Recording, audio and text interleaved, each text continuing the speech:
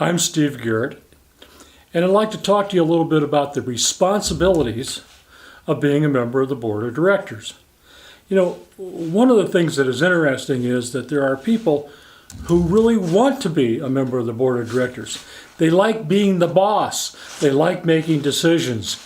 They like being in charge. And there's a lot of other people that are afraid of being a board of directors. They just don't want that responsibility. They're afraid that there's some liability. They're afraid that people won't like them for the decisions they make. We need all those kind of people on the board of directors, and it's not something to be afraid of. It's something certainly that you want to understand what the responsibilities and liabilities and the problems are, and you want to be able to live up to them. What is the responsibility of being a member of the board of directors?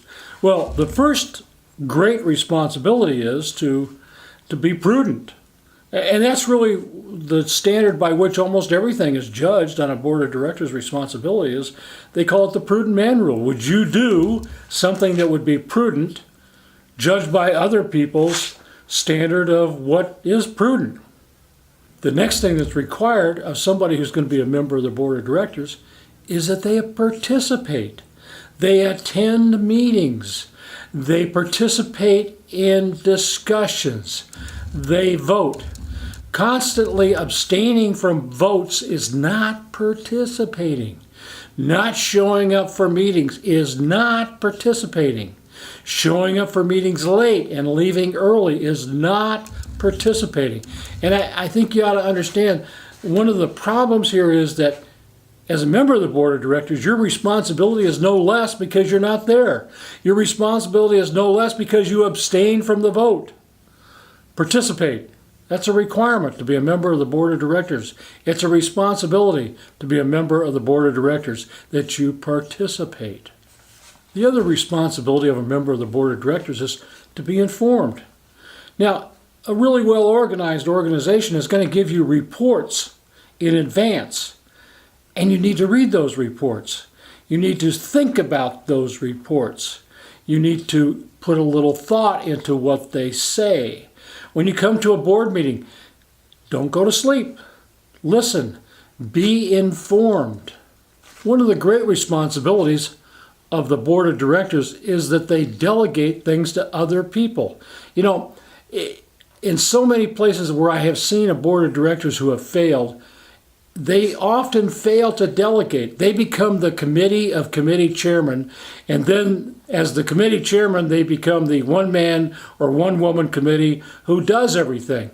You know, in reality, you are in a member development business. When they say membership development, it's not just developing new members, it's taking the members that you have and developing. And yes, I understand, sometimes it's just easier to do it yourself than to delegate to somebody else who you've got to supervise and teach and train and do all those other things. But that's your responsibility on the board of directors, to develop your other people, and you're only going to develop them if you delegate things to them.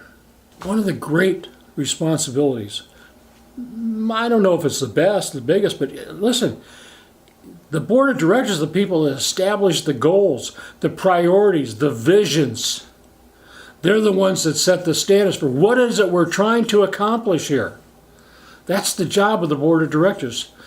Goal setting, 1, 2, 3, what's important, what are our priorities, how important is each one of the things that we've established. In setting goals is one of the key elements of delegating. You've got to tell the people that you're delegating things to what you expect from them.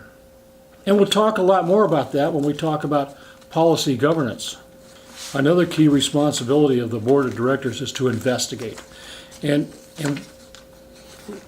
question asking, listening, question asking, that is a key leadership skill. You can't just accept things. Good questions are worth a lot more than good answers. Well, those are some of my thoughts about the responsibilities of the board of directors. Yeah, I've got a few more thoughts, but these are really important thoughts, and thank you for taking the time to listen to what I have to say. Do me a favor, like the video, hit that little up arrow button that says do you like it, and do me another favor, subscribe to the video. It helps me get the word out to other people if I pop up higher on search engines, and your liking and your subscribing helps me in that respect. So please help me out. I have other things to say. If you subscribe, I'll be sure that you get notified before I say one of them. And thank you for watching.